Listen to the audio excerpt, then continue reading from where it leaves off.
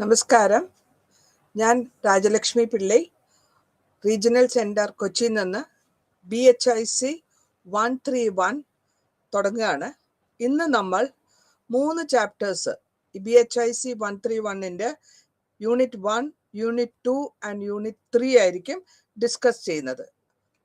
Unit 1-ൽ നമ്മൾ വന്നിട്ടുള്ളത് പുരാതനമായ ഇന്ത്യൻ ഹിസ്റ്ററീൻ്റെ ഏതൊക്കെ വിധത്തിൽ നിന്നാണ് നമുക്ക് ഇതിനെ പറ്റിയിട്ടുള്ള അറിവ് കിട്ടിയിട്ടുള്ളത്, സോഴ്സസ് ആണ്. അപ്പോൾ ഇതിൽ നമ്മൾ ചരിത്രം എന്ന് പറയുന്നത് ഒരു കഥ പറയുന്ന നറേഷനാണ്. കഥ പറയുന്ന മാതിരിയാണ് ചരിത്രം പോവുക.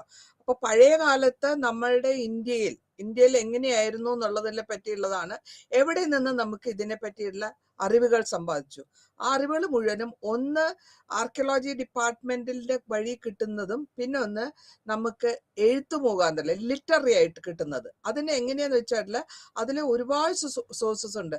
അതായത് നമ്മളുടെ നാട്ടിൽ ആ സമയത്ത് ഉണ്ടായിരുന്ന മതങ്ങൾ അല്ലെങ്കിൽ വേദം, ബുദ്ധമതത്തിൽ നിന്നും ജൈനമതത്തിന്റെയും ലിപികളിൽ, അവരുടെ പുസ്തകങ്ങളിൽ, പിന്നെ ഇവിടെ വന്നിട്ടുള്ള ആൾക്കാരുടെ അല്ലെങ്കിൽ പല വിധത്തിലുള്ള പോയട്രികളായാലും ശരി, പോയമായാലും ശരി, ഡ്രാമയായിട്ടും അങ്ങനെയുള്ള എഴുത്തുകൂത്തുകളിൽ നിന്ന്, ലിറ്റററി സോഴ്സസ് നിന്ന് കിട്ടിയിട്ടുണ്ട്.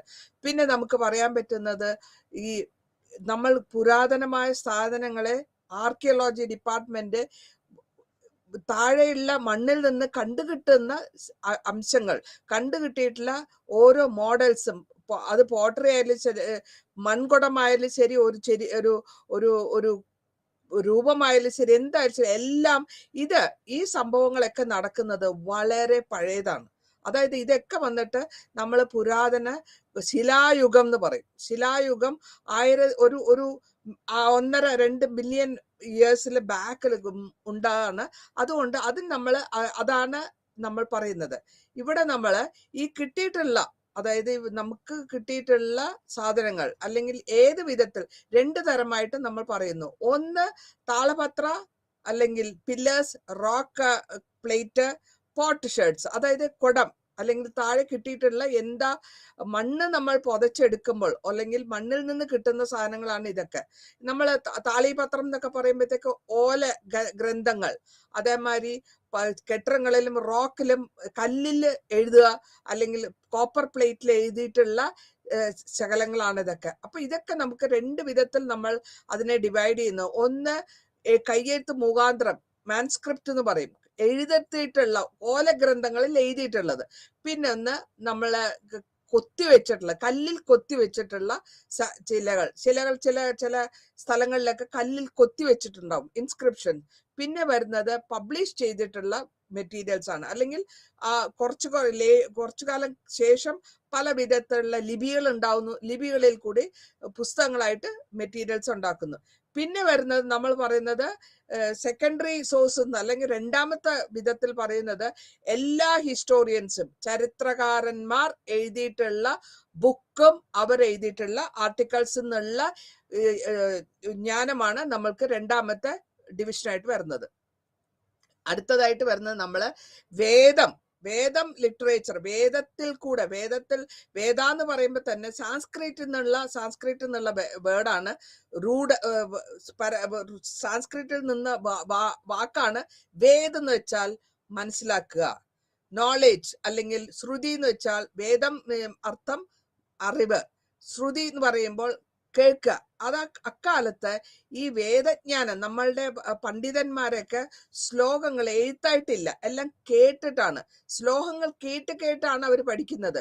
ശ്ലോകം ചൊല്ലും, വാദ്യാര അല്ലെങ്കിൽ ഗുരു പറയുന്നത് കേട്ട് അവർ മനസ്സിലാക്കും. കുട്ടികളെ കാണാപ്പാഠം പഠിക്കും. അതങ്ങനെ കേട്ടിട്ടുള്ള ലിറ്ററേച്ചർ, അല്ലെങ്കിൽ അങ്ങനെയാണ് പഠിച്ചുകൊണ്ടിരുന്ന ആ കാലത്ത്. അതും ഉപയോഗിച്ചിരുന്ന ഭാഷ വന്ന് സാൻസ്ക്രിറ്റ് ആണ്. എല്ലാ വേദങ്ങളും, നമ്മൾ 4 വേദങ്ങളുണ്ട്. ആ 4 വേദങ്ങൾ, ആദ്യത്തെ വേദം ഋഗ്വേദ, അഥർവവേദ, സാമവേദ, യജുർവേദ. ഈ 4 വേദങ്ങളും എഴുതിയിട്ടുള്ള അല്ലെങ്കിൽ പറഞ്ഞ് പഠിപ്പിച്ചിട്ടുള്ളത് സംസ്കൃത ഭാഷയിലാണ്. പിന്നെ അതുകൂടാണ്ട് നമുക്ക് വേദാന്തമുണ്ട്. അതിനെന്താ വെച്ചാൽ ഈ വേദങ്ങളുടെ തന്നെ ഒരു ചെറിയ ഭാവരൂപമാണ്. അതായത് ശിക്ഷ എന്ന് പറയുമ്പോൾ അതിനെ പറ്റിയുള്ള എങ്ങനെ ഉച്ചാരണം കൊടുക്കണം, ഉച്ചാരിക്കേണ്ട അത് വിധം എങ്ങനെയാണ്, കൽപ്പക എന്ന് പറയുന്നത് അതിന്റെ ഏതൊക്കെ ചെയ്യുമ്പോൾ നമ്മളിപ്പോ ഒരു യാഗം നടത്തുമ്പോൾ ഓരോ യാഗത്തിനും ഓരോ റിച്വൽസ് ഉണ്ട്, അല്ലെങ്കിൽ ആ ഒരു പരിഭാഷ ഓരോ പ്രായം കഴിയുമ്പോൾ അത് ചെയ്യണം എന്നുള്ളതിന്റെ ആ റിച്വൽസിനെ പറ്റി പറഞ്ഞു കൊടുക്കത്തില്ല. വ്യാകരണം എന്ന് പറഞ്ഞാൽ അതിനെ പറ്റിയിട്ടുള്ള ഗ്രാമറാണ്, ഏതാണ് എവിടെ എങ്ങനെ ഉപയോഗിക്കണം എന്നുള്ള ഗ്രാമറാണ്. നുക്കുമൽ എന്ന് പറഞ്ഞാൽ എറ്റിമോളജി, അതിന്റെ സിസ്റ്റമാണ്, അതിന്റെ ഓരോ സിസ്റ്റമാണ്. പിന്നെ ചന്ത എന്ന് പറയുന്നത് മെട്രിക്സ് ആണ്, എത്രത്തോളം പറയണം. പിന്നെ ജ്യോതിഷം എന്ന് പറയുന്നത് നമ്മൾ സാധാരണമായിട്ട് നമ്മൾ നോക്കാറുള്ള നക്ഷത്രങ്ങൾ അല്ലെങ്കിൽ ആസ്ട്രോണമി, നമ്മളുടെ നക്ഷത്ര പ്രകാരം നമ്മളുടെ ഇപ്പൊ ഏത് രാശിയാണ്, ഏത് ഗ്രഹമാണ് നമ്മൾ ഉപദ്രവിച്ചുകൊണ്ടിരിക്കുന്നത്, അല്ലെങ്കിൽ നമുക്ക് നമ്മൾ നേർക്കുക എന്നുള്ളത്, ഇതൊക്കെ വരുന്നത് നമ്മുടെ ഇന്ത്യൻ ജ്യോതിഷത്തിലാണ്. ആ ജ്യോതിഷം കൂടെയാണ് അസ്ട്രോണമി എന്ന് ഇംഗ്ലീഷിൽ പറയും.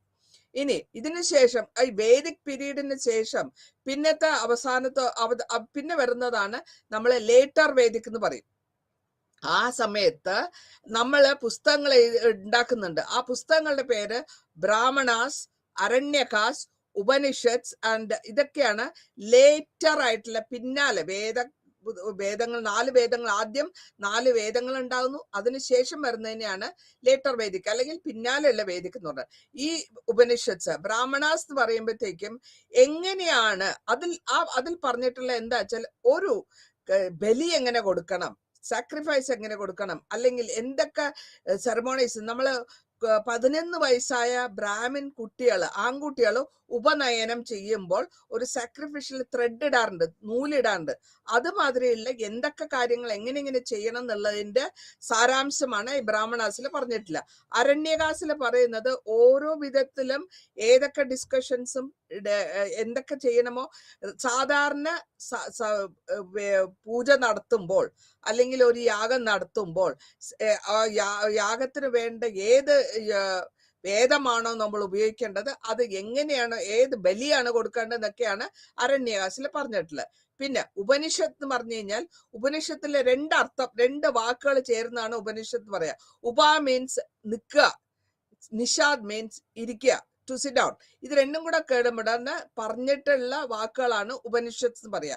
അപ്പൊ ഈ 1, 2 അർത്ഥം ഇത് കേട്ട് ഒരുമിച്ച് ഇരുന്ന് പഠിക്കുക. സാധാരണ പണ്ഡിതന്മാരൊക്കെ യാഗം ചെയ്യുമ്പോൾ തറയിൽ ഇരുന്നിട്ടാണ് യാഗം ചെയ്യുക, അല്ലാണ്ട് ചെയറിലോ കട്ടിലോ ഇരുന്നിട്ടല്ല. തറയിൽ ഇരിക്കണം, തറയിൽ ഇരുന്ന് അതിൻ്റെതായ ഉച്ചാരണ ശുദ്ധിയോടുകൂടി ഓരോ ശ്ലോകങ്ങളും പറയുക. ആ ഓരോ ശ്ലോകം കഴിയുമ്പോൾ നെയ്യൊഴിക്കുക. ഇതൊക്കെയാണ് ഈ സിസ്റ്റത്തില് യാഗത്തിൽ ചെയ്യേണ്ടത്. ഇങ്ങനെയാണ് നമ്മൾ ഇതൊക്കെ എന്തുകൊണ്ടാണ് നമ്മൾ പറയുന്നത് വെച്ചാല് ഈ വേദങ്ങളൊക്കെ നമ്മൾക്ക് ഭഗവാനിൽ നിന്ന്, ഈശ്വരിൽ നിന്ന് നേരിട്ട് പറഞ്ഞത് കൊണ്ടാണ് അതിനെ നമ്മൾ പറഞ്ഞു, കേട്ടു, മനസ്സിലാക്കി. അതുകൊണ്ട് അതിനെ സേക്രഡ് എന്ന് പറയും, അല്ലെങ്കിൽ അത് ഒരു ഡിവൈൻ ലുക്ക് ഉണ്ട്, അല്ലെങ്കിൽ ഡിവൈൻ ആണ്, കുറച്ചുകൂടെ ദൈവദത്തമാണെന്നുള്ളതാണ് നമ്മൾ പറഞ്ഞിട്ടുള്ളത്. ഇനി നമ്മൾ പറയാൻ പോകുന്നത് സൂത്രാസ് ആണ്. എന്താണ് സൂത്രാസ്, ഏത് ഭാഗമാണ് സൂത്രാസ് എന്ന് പറയുന്നത്?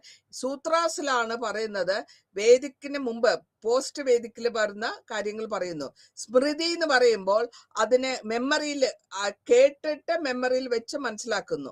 അപ്പൊ ഈ സൂത്ര എന്ന് പറയുന്ന മാനുവൽസ് എല്ലാം നമ്മൾ എങ്ങനെ ചെയ്യണം, യാഗം ചെയ്യണം.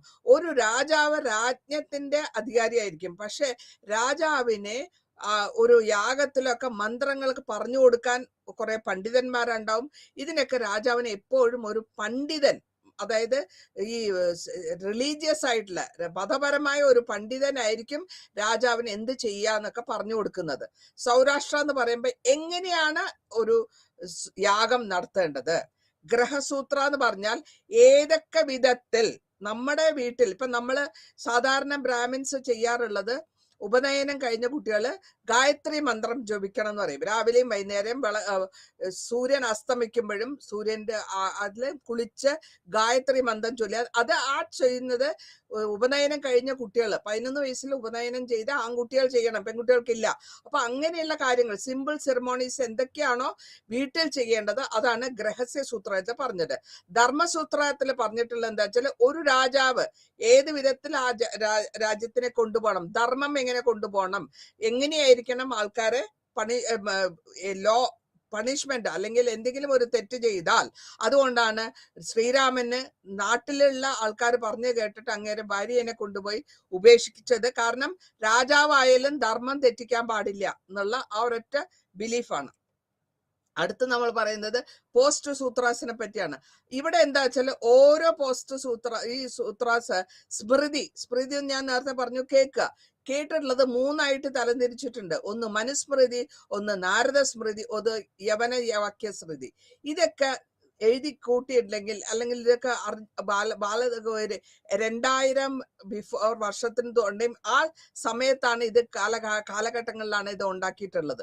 ഇതില് ഓരോ ആൾക്കാരുടെയും ഒരു രാജാവിനെ എങ്ങനെ ഭരിക്കണം അല്ലെങ്കിൽ രാജാവ് എങ്ങനെയായിരിക്കണം നാടിനെ നടത്തിക്കൊണ്ടുപോകണം, അവനവന് ഡ്യൂട്ടി, ഓരോരുത്തരടുത്തുള്ള രാജാവിനുള്ള ഡ്യൂട്ടി. വർണ്ണ എന്ന് പറയുന്നത് ആ കാലഘട്ടങ്ങളിൽ 4 വർണ്ണങ്ങളുണ്ട്. അതായത് ആദ്യം വരുന്നത് ബ്രാഹ്മണൻ, പിന്നെ വരുന്നത് ക്ഷത്രിയൻ, പിന്നെ വരുന്നത് ബ്രാഹ്മണ, ക്ഷത്രിയ, വൈശ്യ ആൻഡ് ശൂദ്ര. ഇത് 4 വർണ്ണമുണ്ട്. ഈ 4 വർണ്ണങ്ങൾ, രാജാവിന്റെ വർണ്ണം എന്ന് പറയുന്നത് പ്രീസ്റ്റ് എന്ന് പറയുന്നത് അല്ലെങ്കിൽ പുരോഹിതൻ, മന്ത്രി പുരോഹിതൻ ബ്രാഹ്മണ കുലത്തിൽ വരും. ക്ഷത്രിയരാണ് രാജാക്കന്മാർ. അവരുടെ ഉദ്ദേശം അവർക്ക് ഫൈറ്റിന് പോകണം അല്ലെങ്കിൽ യുദ്ധഭൂമിയിൽ ഇറങ്ങുന്നത് ക്ഷത്രിയനാണ്. അപ്പൊ അത് രാജാവിന്റെ കാലഘട്ടത്തിലാണ്. രാജാവ് മിക്കവാറും എല്ലാ ക്ഷത്രിയന്മാരായിരിക്കും. പിന്നെ വരുന്നത് വൈശ്യ എന്ന് പറയുന്ന വ്യവസായം നോക്കുന്നവര് അല്ലെങ്കിൽ വ്യാപാരം നോക്കുന്നവര്. ശൂദ്ര എന്ന് പറയുന്നത് ഏറ്റവും താഴത്തെ 4ാമത്തെ വർണ്ണമാണ്. ആ വർണ്ണം എന്നുള്ളത് ഈ 3 വർണ്ണങ്ങൾ ജനിച്ചവരെയും അല്ലെങ്കിൽ വർക്ക് ചെയ്യുന്നവർക്ക് സഹായിക്കാം. ഇതാണ് ഈ സൂത്രസിൽ പറഞ്ഞിട്ടുള്ളത്. ഇങ്ങനെ 3 പേര് അവനവന് എന്തൊക്കെ ചെയ്യണം, രാജാവ് എന്ത് ചെയ്യണം, രാജാവിന്റെ മന്ത്രി എന്ത് ചെയ്യണം, അല്ലെങ്കിൽ 4 വർണ്ണത്തിലുള്ളവർ എങ്ങനെ എന്തൊക്കെ ചെയ്യുന്നുള്ളതാണ് ഈ സൂത്രസിൽ പറഞ്ഞിട്ടുള്ളത്. പിന്നെ അടുത്തതായിട്ട് പറയുന്നത് ഒരു രാജാവ് ചെയ്യുമ്പോൾ അല്ലെങ്കിൽ എന്തെങ്കിലും ഒരു മാരേജ് അല്ലെങ്കിൽ കല്യാണം എങ്ങനെ, നമ്മളുടെ സ്വത്ത് എങ്ങനെ ഭാഗിക്കണം, തെറ്റ് ചെയ്താൽ എങ്ങനെ അവർക്ക് പണിഷ്മെന്റ് കൊടുക്കണം, ഇതൊക്കെയാണ് അടുത്തതായിട്ട് പറഞ്ഞിട്ടുള്ളത്. ഇനി കൗടല്യയുടെ അർത്ഥശാസ്ത്രമല്ല, അത് വളരെ ഫേമസ് ആണ്. കാരണം അതിൽ പറഞ്ഞിട്ടുള്ള ലോ മുഴുവനും രാജ്യഭരണത്തിനെ കുറിച്ചും രാജ്യത്തിലെ സാമ്പത്തികം എങ്ങനെയെന്നുള്ളതാണ്. ഇത് ഈ പുസ്തകത്തിന് 15 യൂണിറ്റ് അല്ലെങ്കിൽ 15 ബുക്കായിട്ട് കൗടില്യ കൊണ്ടുവന്നിട്ട് അങ്ങേരെ വളരെ തന്ത്രശാലിയായ ഒരു പുരോഹിതനും അല്ലെങ്കിൽ അഡ്വൈസറുമാണ്, അല്ലെങ്കിൽ രാജാവിന് ഉപദേശം കൊടുക്കുന്ന ആളാണ്. ഈ രാമായണവും മഹാഭാരതവും ഒക്കെ നമ്മൾ അറിയപ്പെടുന്നത് ഇതിഹാസം എന്ന പേരിലാണ്. ഈ ഇതിഹാസം എഴുതിയത് ആരെന്ന് വെച്ചിട്ടുണ്ടെങ്കിൽ വ്യാസനാണ്. വ്യാസന്റെ മഹാഭാരതം ഏറ്റവും പഴയതാണ്. അതിൽ മുഴുവനും പറഞ്ഞിട്ടുള്ളത് ഒരു രാജാവിന്റെ കർമ്മങ്ങളാണ്. പിന്നെ പുരാണാസിൽ പറയുന്നിട്ടുള്ള മുഴുവനും എന്തൊക്കെയാണ് ഇന്ത്യയിൽ പഴയ കാലത്തിൽ ഇന്ത്യയിൽ നടന്നിട്ടുള്ള സംഭവങ്ങൾ, എന്തൊക്കെ ഇൻഫർമേഷൻസ് പറയുന്നു. പിന്നെ നമ്മൾ സബ്ജക്റ്റ് ആയിട്ട് പറയുമ്പോഴത്തേക്കും ഈ പുരാണ സർഗ എന്ന് പറയുന്നതിന്റെ അർത്ഥം എന്താ വെച്ചാല് ലോകം ഉണ്ടാകുന്ന സമയത്ത്, പ്രതിസർഗ എന്ന് വെച്ചാൽ തിരിച്ച് 2ാമത്, അതായത് ഒരു ലോകം ഉണ്ടാകുന്ന സമയത്തും, അല്ലെങ്കിൽ നമ്മൾ വേണമെങ്കിൽ നമുക്ക് പറയാം പഴയ ഐസ് ഏജ് എന്നുള്ള ആ സമയം തൊട്ടുള്ളതിന് നമുക്ക് ഇവിടെ പറയാം. അതായത് ഭൂലോകം ഉണ്ടാകുന്ന സമയത്ത്. വംശം എന്ന് പറയുമ്പോൾ രാജാക്കന്മാരുടെ എത്ര രാജാക്കന്മാര്, എത്ര പുരോഹിതന്മാര്, എത്ര മഹർഷിമാര് ഇവിടെ ജീവിച്ചിരുന്നു എന്നുള്ളതിനെ പറ്റിയുള്ള എല്ലാ അക്കൗണ്ടും ഇതിൽ വംശചരിതത്തിൽ പറഞ്ഞിട്ടുണ്ട്. പിന്നെ പറയുന്നത് സംഘം ലിറ്ററേച്ചർ എന്ന് പറയുന്നത് മെയിൻ ആയിട്ട് കൂടുതലായിട്ടും തമിഴ് സിസ്റ്റത്തിൽ വരുന്നതാണ്. സംഘം എന്ന് പറയുന്നത്, സംഘം എന്ന് വെച്ചാൽ ഗ്രൂപ്പ്, കൂടുക, അല്ലെങ്കിൽ ഒരു നമ്മളിപ്പോ പറയുന്ന ഡിസ്കഷൻ അല്ലെങ്കിൽ ഡിബേറ്റ്സ് എന്നുള്ള മതി. അങ്ങനെ രാജാവിന്റെ മന്ത്രിസഭയിൽ അവര് ഒരു സംഘം നടത്തുന്നു, അല്ലെങ്കിൽ സംഗമം, ആൾക്കാർ കൂട്ടുകൂടുന്നു. ആ കൂട്ടുകൂടി രാജാവിന് ഇതിനെ സഹായിക്കുന്നത് മുഴുവൻ രാജാവും രാജധർമ്മങ്ങളുമാണ്. അപ്പോൾ അവരവിടെ ഉപയോഗിക്കുന്നത് സംഘം എന്നുള്ള വാക്കിന്റെ അർത്ഥം തന്നെ ഗ്രൂപ്പ് എന്നാണ്. അത് വന്നിട്ടുള്ളത് തമിഴ് ലിറ്ററേച്ചറിൽ നിന്നാണ്. ആദ്യത്തെ 3 സംഘങ്ങള് ആദ്യം മധുരയില്, പിന്നെ കപാട്ടപുരം, പിന്നെയും അഗൈൻ മധുര. ഇങ്ങനെ 3 സ്പിരിച്വൽ ആയിട്ടും ഭരണം എങ്ങനെയായിരിക്കണം എന്നുള്ള എല്ലാം കൂട്ടം കൂടി ഒരു പൊസിഷന് ഡിസ്കഷൻ ചെയ്തു. എന്നിട്ടാണ് അവര് എന്തെങ്കിലുമൊക്കെ ചെയ്യുക. അപ്പൊ ഇതേമാതിരി പോയട്രി ഉണ്ടാവാം, അതുമാതിരി ഡ്രാമ ഉണ്ടാവാം. ഇതിലൊക്കെ ഈ പോയട്രികളിലും എല്ലാം തീമായിട്ട് വരുന്നത് എപ്പോഴും സ്നേഹം അല്ലെങ്കിൽ വഴക്ക്, അല്ലെങ്കിൽ എന്ത് കുടുംബത്തിൽ 2 കുടുംബങ്ങൾ തമ്മിലുള്ള വഴക്ക്, അല്ലെങ്കിൽ 2 രാജ്യങ്ങൾ തമ്മിലുള്ള വഴക്ക്. കാരണം സ്ത്രീനെ പറ്റിയിട്ടായിരിക്കാം, സ്ഥലം പിടിച്ചെടുക്കുന്നതിനെ പറ്റിയായിരിക്കാം, അങ്ങനെ എല്ലാ കാര്യങ്ങളും അതിൽ കൊണ്ടുവരുന്നുണ്ട്. പിന്നെ നമ്മൾ പിന്നൊന്ന് കാണിക്കുന്നത് റിലീജിയസ് ആയിട്ടുള്ള മതപരമായ ലിറ്ററേച്ചറും അതിന്റെ ക്വാളിറ്റിയുമാണ്. ആ ക്വാളിറ്റി വരുമ്പോഴത്തേക്ക് മതപരമായ ഒരു കാര്യങ്ങൾ പറയുന്നത്, ഇപ്പൊ നമ്മൾ മതപരമായിട്ട് നോക്കുകയാണെങ്കിൽ കാഞ്ചീപുരത്തില് നമ്മുടെ ശങ്കരാചാര്യരുടെ മഠമുണ്ട്. അപ്പൊ അതിനെ ചുറ്റിപ്പറ്റിയുള്ള കാര്യങ്ങളും, പിന്നെ നമ്മുടെ നാട്ടിൽ ആ കാലത്ത് ഇവിടെ യവനന്മാർ എന്ന് പറയുന്നത് നമ്മുടെ പുറം രാജ്യങ്ങളിൽ വന്നിട്ടുള്ള ആൾക്കാരെയാണ് യവനാസ് എന്ന് പറയാ. അപ്പൊ അവരിവിടെ വന്നത് എന്തിനാന്ന് വെച്ചാല് കച്ചവട സെയിൽസിന്. ഇനി ഇതില് പിന്നൊരു വിധത്തിൽ നമുക്ക് ഇൻഫർമേഷൻ കിട്ടിയിട്ടുള്ളത്, വന്നു പോയിട്ടുള്ളവർ എഴുതിയിട്ടുള്ള ബയോഗ്രാഫി, സ്വന്തമായിട്ടുള്ള കാര്യങ്ങൾ അവർ എഴുതുന്നത്. പിന്നെ വരുന്നത് നമ്മൾക്ക് പദ്യത്തിൽ നിന്നും ഡ്രാമയിൽ നിന്നും. ഇതൊക്കെ നമ്മൾ ഇവിടെ തന്നെ ആൾക്കാർ എഴുതിയിട്ടുണ്ട്, നമ്മളുടെ പണ്ഡിതന്മാർ എഴുതിയിട്ടുണ്ട്. ഏറ്റവും വലിയ പണ്ഡിതനാണ് ആ സമയത്തൊക്കെ പണ്ഡിതനായിട്ടുള്ള കാളിദാസൻ എഴുതിയിട്ടുണ്ട്. അഭിജ്ഞാന ശാകുന്തളം, മാളവികപുരം, വിക്രമാദിത്യ, ഇതൊക്കെ ഇതിലൊക്കെ ആ കാലഘട്ടങ്ങളിൽ നടന്ന സംഭവങ്ങളെ പറ്റി പ്രതിപാദിക്കുന്നു. പിന്നെ അതേമാതിരി തന്നെ പുള്ളി കാളിദാസൻ പദ്യരൂപത്തിലും പദരൂപത്തിലും എഴുതിയിട്ടുണ്ട്. പദ്യരൂപത്തിൽ എഴുതിയാണ് രഘുവംശം, കുമാരവംശം, മേഘദൂതം. അവിടെയൊക്കെ വരുമ്പോഴത്തേക്കും എല്ലാ വിധത്തിലുള്ള എന്താ പറയാ സ്നേഹത്തിന്റെയും കുമാര സംഭവത്തിൽ കുടുംബത്തിൽ എങ്ങനെ നടക്കുന്നു എന്നുള്ളതൊക്കെയാണ് പ്രതിപാദിച്ചിരിക്കുന്നത്. അശ്വഘോഷ എന്ന് പറയുന്ന വേറെ ഒരു പണ്ഡിതനാണ്. അങ്ങേര് കൂടുതലായിട്ടും എഴുതിയിട്ടുള്ളത് ബുദ്ധനെ പറ്റിയുള്ള, ബുദ്ധന്റെ കാലഘട്ടത്തിൽ നടക്കുന്ന ചരിത്രങ്ങൾ അതിനെ പറ്റിയുള്ള പ്രതിപാദിക്കുന്നു. സായിപുത്ര കർണത്തിലും ഇത് തന്നെ പറയുന്നുണ്ട്, സുന്ദരകാന്ഡത്തിലും ഇതേ പറയുന്നുണ്ട്. അപ്പൊ ഈ ആ കാലഘട്ടങ്ങളിൽ ജീവിച്ചിരുന്ന പണ്ഡിതന്മാരെ എഴുതിയിട്ടുള്ള, അല്ലെങ്കിൽ അവരുടെ എഴുത്തിൽ മുഖാന്തരം, അത് പദ്യമായാലും ചൊല്ലാം നാടകമായാലും ചൊല്ലാം. നമ്മൾ ശാകുന്തളം ഒക്കെ നാടക രൂപത്തിലും കണ്ടിട്ടുണ്ടാവും. ബാസ് എന്ന് പറയുന്ന അങ്ങേര് ഒരു വളരെ തന്ത്രപരമായിട്ട് എഴുതിയിട്ടുള്ളതാണ് പഞ്ചതന്ത്ര കഥകൾ. ഈ പഞ്ചതന്ത്ര കഥകളിൽ കൂടിയാണ് പല വിധത്തിലുള്ള മെസ്സേജസ് സൊസൈറ്റിക്ക് അല്ലെങ്കിൽ നമ്മുടെ ആൾക്കാർക്ക് ഒരു മെസ്സേജസ് കൊടുക്കുന്നു. പിന്നെ അങ്ങനെ ബാലചരിത എഴുതിയിട്ടുണ്ട്, ദുഃഖവർത്ത എഴുതിയിട്ടുണ്ട്, സ്വപ്ന വാസവദത്തയുടെ സമയത്ത് വാസവദത്തയുടെ കഥ നമ്മുടെ ബുദ്ധനുമായിട്ടുള്ള കണക്ഷനുള്ള സ്റ്റോറീസ് ആണ്. അപ്പൊ അങ്ങനെ എല്ലാവിധ എഴുത്തുകുത്തുകളിലും കൂടെ നമ്മൾ അറിയപ്പെടുന്നു കാര്യങ്ങൾ നമുക്ക്.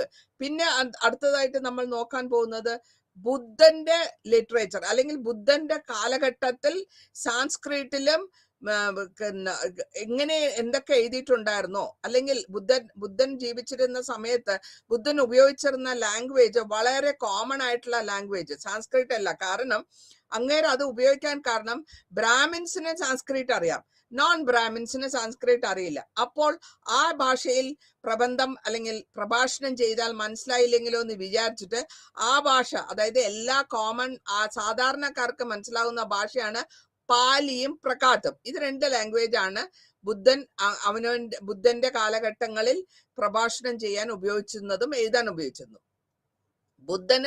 ബുദ്ധന്റെ മരണശേഷം, അല്ലെങ്കിൽ ബുദ്ധന്റെ സമാധിക്ക് ശേഷം പിന്നെ നമുക്ക് കാണുന്നത് 3 ത്രിപാഠികാസ് ആണ്. ത്രിപാഠികാസ് എന്ന് പറയുന്നത് again it is A book.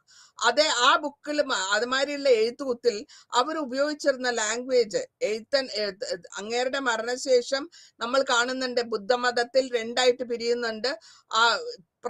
ആരാണ്? ഒന്ന് ബുദ്ധനെ ദൈവമായിട്ട് കാണുന്നവരും, പിന്നൊന്ന് ബുദ്ധനെ സാധാരണ മനുഷ്യരായിട്ട് കാണുന്നത്. അപ്പൊ അങ്ങനെയാണ് ആ ബുദ്ധിസം 2ആയിട്ട് പിരിഞ്ഞു പോകുന്നത്. ആ സമയത്ത് ഈ ത്രിപാഠികാസ് എന്ന് പറഞ്ഞ ബുക്ക് ഉപയോഗിക്കാൻ, അല്ലെങ്കിൽ വായിക്കാനും മനസ്സിലാക്കാനും വേണ്ടിയിട്ട് പാലി ലാംഗ്വേജില്, ജപ്പാൻ ലാംഗ്വേജില്, ചൈനീസ് ലാംഗ്വേജില്, ടിബറ്റൻ ലാംഗ്വേജിലൊക്കെ എഴുതിയിട്ടുണ്ട്. അപ്പോൾ എല്ലാവർക്കും അതിന്റെ അർത്ഥം ബുദ്ധിസം സ്പ്രെഡ് ആവുന്നുണ്ടെന്ന് ഈ പറഞ്ഞ സ്ഥലങ്ങളിലൊക്കെ ബുദ്ധിസത്തിനെ പറ്റിയുള്ള ബുദ്ധിസത്തിൽ വിശ്വസിക്കുന്നവരുണ്ട്. അപ്പൊ അങ്ങനെയാണ് ഈ പുസ്തകം 3 പുസ്തകം മെയിൻ ആയിട്ടുണ്ട്. വിനയ പീഠിക, അഭിജ്ഞാന പീഠക, സുധ പീഠക. ഇത് 3ൽ കൂടിയാണ് ഈ ലാംഗ്വേജസ് കൂടി ബുദ്ധന്റെ പ്രിൻസിപ്പിൾസ് അല്ലെങ്കിൽ ബുദ്ധന്റെ സ്പീച്ചസ് ഒക്കെ കൊടുത്തിട്ടുള്ളത്. തേരഗേത എന്ന് പറയുന്നത്, അതായത് അതിൽ ബുദ്ധ ഭിക്ഷുക്കൾ അല്ലെങ്കിൽ ബുദ്ധ സന്യാസിമാര് അവരും അതേമാതിരി ബുദ്ധന്റെ കാലത്ത് സ്ത്രീകളും ഉണ്ടായിരുന്നു അവരുടെ ഗ്രൂപ്പിൽ. അപ്പൊ അവര് പറഞ്ഞിട്ടുള്ള വാക്കുകളൊക്കെയാണ് ഈ തേരഗത ആൻഡ് തെരിഗത. തേരഗത എന്ന് പറയുന്ന മെയിലും തെരിഗത എന്ന് പറയുന്നത് ഫീമെയിൽ വേർഷനും. ഇനി അത് കൂടാണ്ട് അതേ സമയ കാലഘട്ടങ്ങളിൽ നമ്മൾ കാണുന്നത് ജൈനമതമാണ്. ജൈനമതവും ബുദ്ധമതവും ഓൾമോസ്റ്റ് സെയിം ആയിട്ട് തന്നെ ഒരേ കാലഘട്ടത്തിൽ നടക്കുന്നതാണ്. അവരും ഉപയോഗിച്ചിരുന്ന ലാംഗ്വേജ്, അവരും ഉപയോഗിച്ചിരുന്ന പ്രക്രിയത്ത് എന്ന് പറഞ്ഞിട്ടുള്ള സാധാരണക്കാർക്ക് മനസ്സിലാകുന്ന ലാംഗ്വേജ് ആണ്. അതിന് നമ്മൾ ആർദ്ധമഗധി എന്ന് പറയുന്നു. ഇതിന് ഈ ലാംഗ്വേജ് ഉപയോഗിക്കുന്നതിന്റെ ഉദ്ദേശം എന്താന്ന് വെച്ചാൽ, ഇന്ത്യയുടെ പഴയകാല ഇന്ത്യക്ക് എത്രത്തോളം അവർക്ക് വ്യത്യാസം വരുത്താൻ പറ്റും, അല്ലെങ്കിൽ എത്രത്തോളം അവരുടെ മനസ്സിൽ വരുന്ന ആശയങ്ങൾ പറഞ്ഞ് ഫലിപ്പിച്ച് മനസ്സിലാക്കി കൊടുക്കുക എന്നുള്ളതാണ്.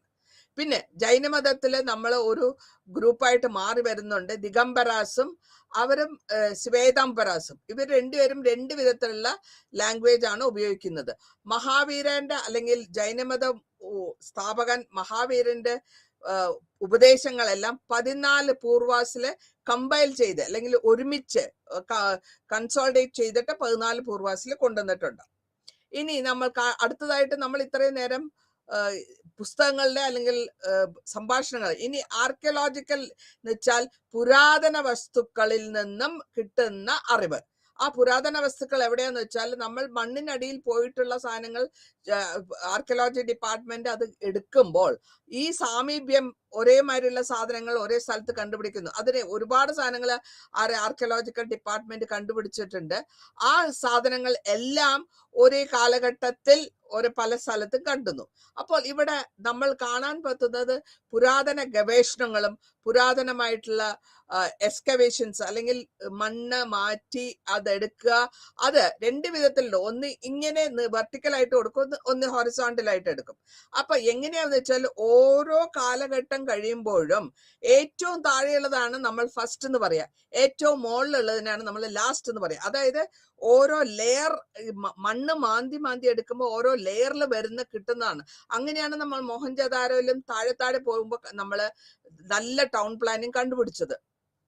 ഇത് കൂടാണ്ട് ആ കാലഘട്ടങ്ങളിൽ കണ്ടിരുന്ന മുദ്ര അടിച്ചിട്ടുള്ള കോയിൻസ്, അല്ലെങ്കിൽ നമ്മൾ പറയാം മെറ്റൽ കൊണ്ടിട്ടുള്ള കോയിൻസ്, അല്ലെങ്കിൽ ആ സ്റ്റഡീനെ നമ്മൾ നുമിസാറ്റിക്സ് എന്ന് പറയുന്നു.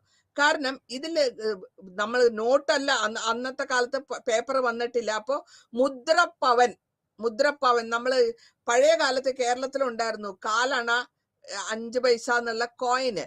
അപ്പൊ ആ കോയിനൊക്കെ ഉള്ള സമയത്ത് അതിൻ്റെതായ ആ കോയിനിൽ ഏത് കാലഘട്ടത്തിലാണോ ആ കോയിൻ ഇറങ്ങുന്നത് അല്ലെങ്കിൽ ആ നാണയം ഇറങ്ങുന്നത്, ആ രാജാവിന്റെ മുഖം കാണാം. അങ്ങനെയുള്ള സ്റ്റഡീസും ആ കോയിൻസും നമ്മൾ കിട്ടുന്നുണ്ട്. ആ പഞ്ച് അവിടെ വരുമ്പോൾ, അല്ലെങ്കിൽ ആ രാജാവിന്റെ ഏത് രാജ്യത്തെ രാജാവിന്റെ ആണ് എന്നുള്ളത് അറിയിക്കാൻ വേണ്ടിയിട്ട് എന്തെങ്കിലും ഒരു പ്രത്യേകതരമായ ഒരു കാരണം വരുമ്പോഴായിരിക്കും ഈ പഞ്ച് മാർക്ക് അവിടെ. അതായത് രാജാവിന്റെയോ ക്വീനിന്റെയോ അവരുടെ മുഖചിത്രം മാതിരിയുള്ള ഒരു അടയാളം വരുന്നതിനെയാണ് നമ്മൾ പഞ്ച് മാർക്ക് കോയിൻ എന്ന് പറയാം. ഇനി ഇത് കൂടാണ്ട് തന്നെ നമുക്ക് ഒരുപാട് എഴുത്തുകൾ വഴി അല്ലെങ്കിൽ മെറ്റീരിയൽസ് വഴി നമ്മൾ கிடைക്കുന്നുണ്ട്. നമ്മളുടെ ഇവിടെ കേരളത്തിലുണ്ട് ഓല ഗ്രന്ഥങ്ങള്, ഇലയില്, പേപ്പറിലൊക്കെ. ഇതൊക്കെ എപ്പിഗ്രാഫി എന്ന് പറയും. ഇതിനെ പറയുന്ന ഈ സംഭവങ്ങൾ, ഈ ഇതിൽ ഇങ്ങനെ വരുന്ന സംഭവങ്ങൾ വായിച്ച് മനസ്സിലാക്കുന്നതിന് എപ്പിഗ്രാഫി എന്ന് പറയുന്നു. ഇത് കൂടാണ്ട് നമ്മൾ കണ്ടിട്ടുള്ളത് സീല്, മുദ്ര, കോപ്പർ പ്ലേറ്റിൽ എഴുതിയിട്ടുള്ളത്. അതായത് കാർവിയ എന്ന് പറഞ്ഞാൽ ഓരോ കല്ലിലായാലും ശരി, മരത്തിലായാലും ശരി, അമ്പലത്തിലായാലും ശരി കൊത്തി ഉണ്ടാക്കുന്നതിനാണ് നമ്മൾ കാർവിംഗ് എന്ന് പറയാം. അപ്പൊ അങ്ങനെയുള്ള കോപ്പർ പ്ലേറ്റില്, ടെമ്പിൾ വാൾസില്, മരത്തിന്റെ ഇതില്, സ്റ്റോൺ വാൾസ്. നമ്മള് തഞ്ചാവൂരിലൊക്കെ ചെന്നാല് റോക്ക്, നല്ല റോക്ക്, റോക്കിനെ തട്ടുമ്പോൾ ശബ്ദം വരും, സപ്തസ്വരങ്ങൾ വരുന്നു. 1000 കാൽ മണ്ഡപം എന്ന് പറയും അതിന്. അപ്പൊ അങ്ങനെയുള്ള അത്രയും സ്പെഷ്യൽ ആയിട്ടുള്ള കഴിവുള്ളവരായിരുന്നു ആ സമയത്ത് ഉണ്ടായിരുന്നവരെന്നാണ് അതിന്റെ അർത്ഥം. അപ്പൊ ഈ കാര്യഘട്ടങ്ങളിൽ വരുന്ന ഇങ്ങനത്തെ സ്ക്രിപ്റ്റിനോ ഇതിനെയൊക്കെയാണ് നമ്മൾ പാലിയോഗ്രാഫി എന്ന് പറയാ. അതായത് കൊത്തുപണിയായാലും ശരി, എഴുത്തുപണിയായാലും ശരി. ഇനി നമ്മൾ ഏതൊക്കെ വിധത്തിലുള്ള മോണ്യുമെന്റ്സ് ഉണ്ട് നമ്മൾ ഉണ്ടാക്കുന്നുണ്ട്. മോണ്യുമെന്റ്സ് പറയുമ്പോൾ ഒരു ശിലകളാണ്. നമ്മളുടെ ഇന്ത്യയെ സംബന്ധിച്ചിടത്തോളം ആർക്കിടെക്ചർ വളരെ ഇമ്പോർട്ടൻ്റ് ആണ്. കാരണം നമ്മളുടെ ഇന്ത്യയുടെ ആർക്കിടെക്ചറൽ ബ്യൂട്ടി ഓരോ രാജ്യത്തിലുള്ള ഓരോ ഭാഗത്തിലുള്ള നമ്മളുടെ അമ്പലങ്ങളോ അല്ലെങ്കിൽ ഗോപുരങ്ങളോ ഒക്കെ കണ്ടു കഴിഞ്ഞാൽ നമ്മളുടെ ഇന്ത്യയുടെ ആർക്കിടെക്ചർ എന്താന്ന് മനസ്സിലാക്കും. അതേമാതിരി ബോംബെയിൽ ഉള്ള അജന്ത എല്ലോറ കേവ്സിന്റെ അതിലുള്ള രൂപഭംഗി, ഇതൊക്കെ വളരെ എക്സാമ്പിൾ ആണ്. ഇതൊക്കെ ഈ നമ്മളുടെ ആർട്ടിസ്റ്റിക് വ്യൂ അല്ലെങ്കിൽ നമ്മുടെ ആൾക്കാരുടെ ആ സമയത്ത് ജീവിച്ചിരുന്നവരുടെ കഴിവിനെ പ്രദർശിപ്പിക്കുന്നതാണ്. അതേമാതിരി നമ്മൾ മദ്രാസിൽ ചെന്നാൽ മാമല്ലപുരം അല്ലെങ്കിൽ മഹാബലിപുരം എന്ന് പറയാം. അവിടെയും വലിയ റോക്ക് അല്ലെങ്കിൽ വലിയ പാറേനെ ഒരു അമ്പല വിധത്തില് രഥം മാതിരി കൊത്തിയെടുക്കുകയാണ്. അപ്പൊ ആ ശില്പങ്ങൾ കൊത്തി ഉണ്ടാക്കുന്നതിലുള്ള കഴിവിനെയാണ് അതവിടെ കാണിക്കുന്നത്. അത്രയും പ്രിസൈസ് ആയിട്ട് അത്രയും ക്ലിയർ ആയിട്ട് അവർ ചെയ്യുന്നുണ്ടെങ്കിൽ ആ കാലത്ത് ഉണ്ടായിരുന്ന ശില്പികളുടെ ഉദ്ദേശം നമ്മൾ പറയും. നമ്മൾ മലയാള കേന്ദ്രത്തിൽ നമ്മൾ പെരുന്തച്ചൻ എന്ന് പറയാറില്ലേ, പെരുന്തച്ചന്റെ വർക്കുകളും അത്രയും ഏകദേശം ഇതേമാതിരി തന്നെയാണ്. അപ്പൊ അങ്ങനെ നമ്മളുടെ ആൾക്കാരെ പറ്റിയിട്ടുള്ള ഡീറ്റെയിൽസ് ഒക്കെ കിട്ടുന്നുണ്ട്.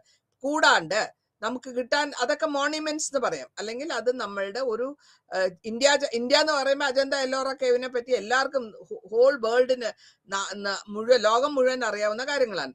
പിന്നെ വരുന്നത് നമ്മളുടെ പുറത്തു നിന്ന് വന്നിട്ടുള്ള റോമനായാലും ശരി, ഗ്രീക്കിൽ നിന്ന് വന്നിട്ടുള്ളവരായാലും ശരി, എന്തിനു വേണ്ടി ഇവിടെ വന്നു? അവര് വ്യവസായത്തിന് വന്നു അല്ലെങ്കിൽ വ്യാപാരത്തിന് വന്നു.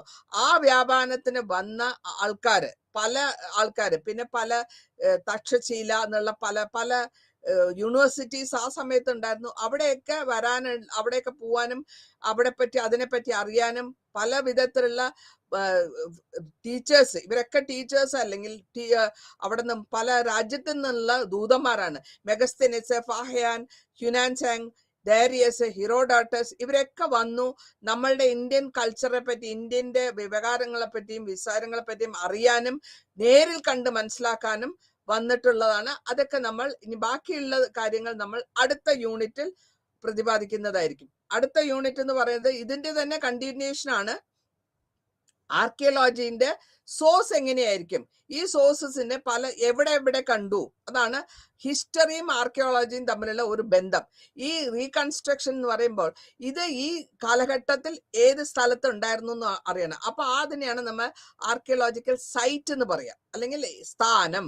ഇപ്പൊ നമ്മുടെ കൊടുങ്ങല്ലൂരിലുണ്ട് ഇതേമാതിരി ആ സമയത്ത് ഉണ്ടായിരുന്ന സാധനങ്ങൾ കിട്ടിയിട്ടുണ്ടെന്ന് പറഞ്ഞിട്ട് കൊടുങ്ങല്ലൂർ. അപ്പൊ അതിന്റെ അർത്ഥം ആ സമയങ്ങളിൽ ഇവിടെ യവനന്മാര് കൊടുങ്ങല്ലൂരിലും കപ്പൽ മുഖാന്തരം വന്നിരുന്നു എന്നുള്ളതിന്റെ ഒരു സിദ്ധാന്തമാണ്. അപ്പോ ഇതിൽ പല വിധത്തിലുള്ള ഡാറ്റകൾ നമ്മൾ കളക്ഷൻ ചെയ്ത് അതൊക്കെ കൂടെ ഒരുമിച്ചാക്കിയിട്ടാണ് നമ്മൾ ഹിസ്റ്ററിനെ അല്ലെങ്കിൽ ചരിത്രത്തിനെ രണ്ടാക്കുന്നു, ഹിസ്റ്റോറിക് പീരീഡും പ്രീ ഹിസ്റ്റോറിക് പീരീഡും. അപ്പോൾ എങ്ങനെയാന്ന് വെച്ചാൽ ഓരോ 5000 വർഷത്തിന് മുമ്പ് നടന്നതാണ് ഈ മനുഷ്യ ജന്മം, അല്ലെങ്കിൽ ഈ എങ്ങനെ ആൾക്കാർ ലോകത്തിലുണ്ടായി അല്ലെങ്കിൽ ഭൂലോകത്തിൽ വന്നു, 3 കോടി യുഗത്തിന് മുമ്പ് ഉണ്ടായിരുന്നവർ എങ്ങനെയായിരുന്നു എന്നുള്ളതൊക്കെ പ്രതിപാദിക്കുന്നു. ഏതൊക്കെയാണ് ഇത് സ്ഥലം എവിടെ കണ്ടു. അപ്പൊ ഡാനിഷ് സ്കോളർ പറയുന്നുണ്ട് അവര് 1817 മുതൽ 3 സിസ്റ്റം വന്നിട്ടുണ്ട്.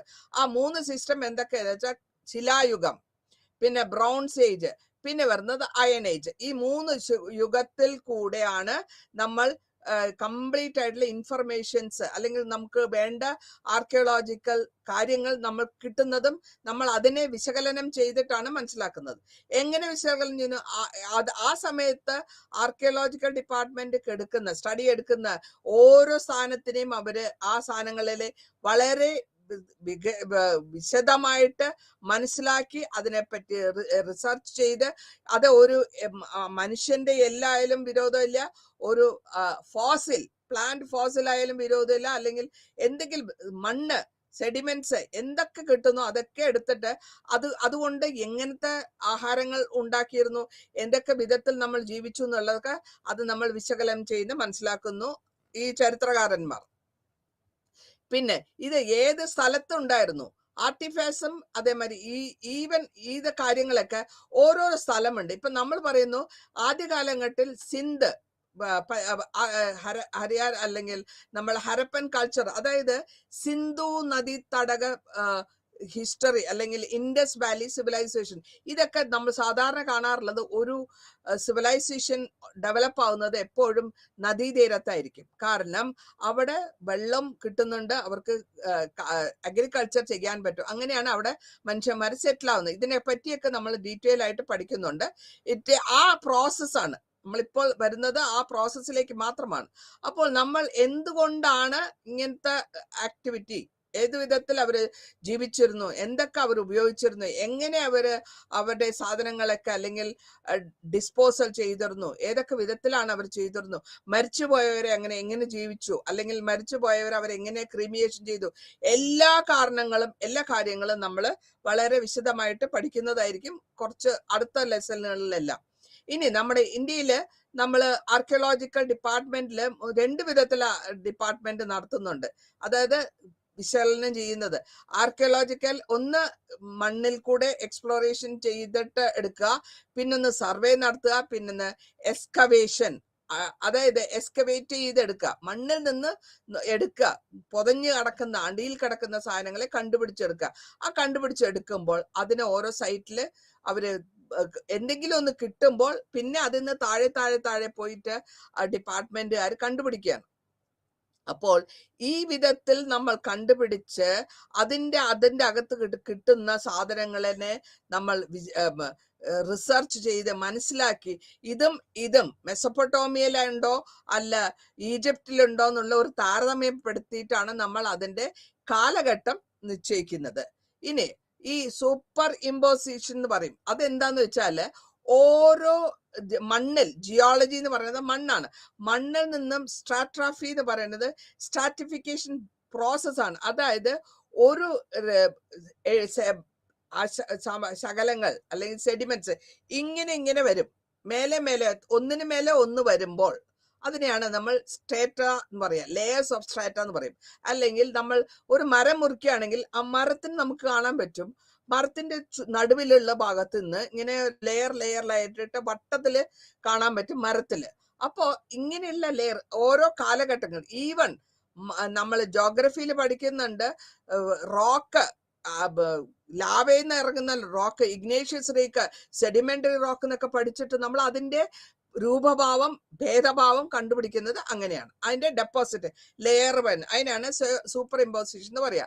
പിന്നെ എവിടെ നിന്നൊക്കെ എങ്ങനെയൊക്കെയാണ് നമ്മൾ കണ്ടുപിടിക്കുക? എക്സ്കവേഷൻസ് നടത്തുന്നുണ്ട്, പല വിധത്തിലെ എക്സ്കവേഷൻസ് നടത്തുന്നുണ്ട്, ഹൊറിസോണ്ടലായിട്ട് നടത്തുന്നുണ്ട്, വെർട്ടിക്കലായിട്ട് നടത്തുന്നുണ്ട്. ഇതൊക്കെ ഈ ഹൊറിസോണ്ടൽ വെർട്ടിക്കുലേഷൻ വഴി നമ്മൾ ആ കാലഘട്ടങ്ങളിൽ എങ്ങനെയാണോ ജീവിച്ചിരുന്നത് അതിനെ പറ്റി അറിയും.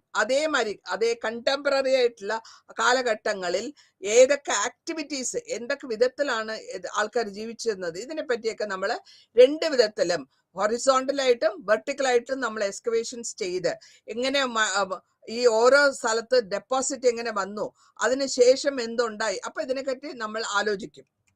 ഇനി ഓരോന്നിനെയും എടുത്തിട്ട് നമ്മൾ അനലൈസ് ചെയ്യും അല്ലെങ്കിൽ വിശകലനം ചെയ്യും. വിശകലനം ചെയ്യുമ്പോഴാണ് നമുക്ക് ക്ലാസിഫിക്കേഷൻ എന്ന് പറഞ്ഞ ഒരു കാര്യം കിട്ടുക. അതായത് ഇത് ഏത് സമയത്ത് ഉണ്ടായിരുന്നു, എങ്ങനെ വന്നു, ഇതിന്റെ ഓരോ കളർ. ഇപ്പൊ നമ്മൾ ഹരപ്പൻ കൾച്ചറിൽ നമ്മൾ കാണുന്നുണ്ട് പോട്ടറി, അതായത് മൺകലം, പച്ച മണ്ണിനെ പോട്ടാക്കി അതിനെ രൂപാന്തരപ്പെടുത്തി അതിനെ വേവിച്ചെടുത്തതിന് ശേഷം കളർ വ്യത്യാസങ്ങൾ നമ്മൾ ഹരപ്പൻ സിവിലൈസേഷൻ പഠിക്കുമ്പോൾ കാണും, ഗ്രേ കളർ, റെഡ് കളർ എന്നൊക്കെ കളർ വ്യത്യാസങ്ങൾ.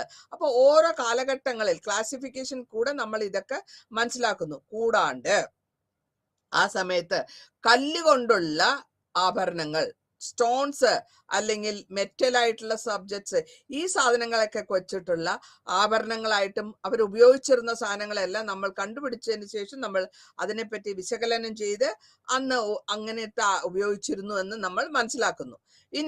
ഇനി അടുത്തതായിട്ട് പറയുന്നത് ഓരോ കാര്യങ്ങളും ഡേറ്റിംഗ് ഉണ്ട്, ഏത് വർഷം എങ്ങനെ എന്നുള്ളതാണ്.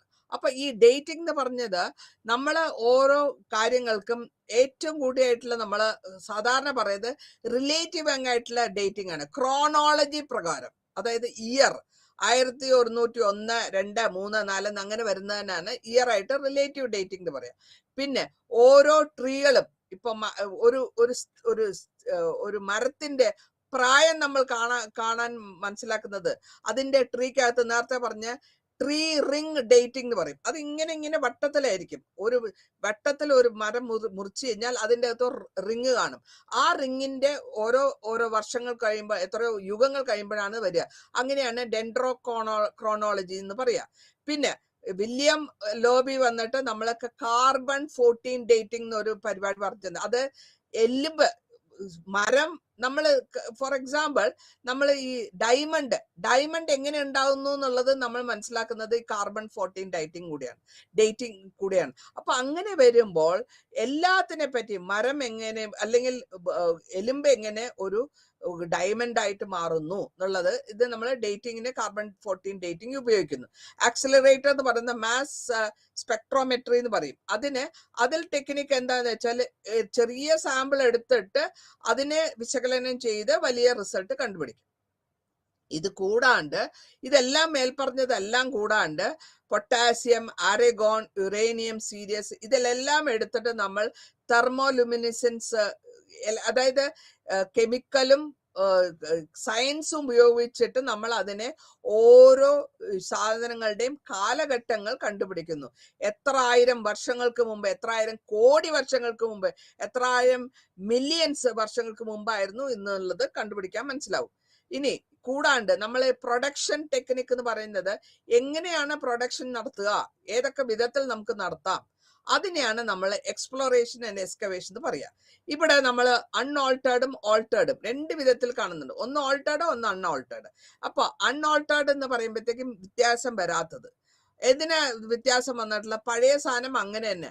ആ സ്റ്റോൺ ആണെങ്കിൽ, ആ ടൂൾ ആണെങ്കിൽ, നമ്മള് കല്ലായിരുന്നു അവർ ആദ്യകാലങ്ങളിൽ ഉപയോഗിച്ചിരുന്ന ആയുധം.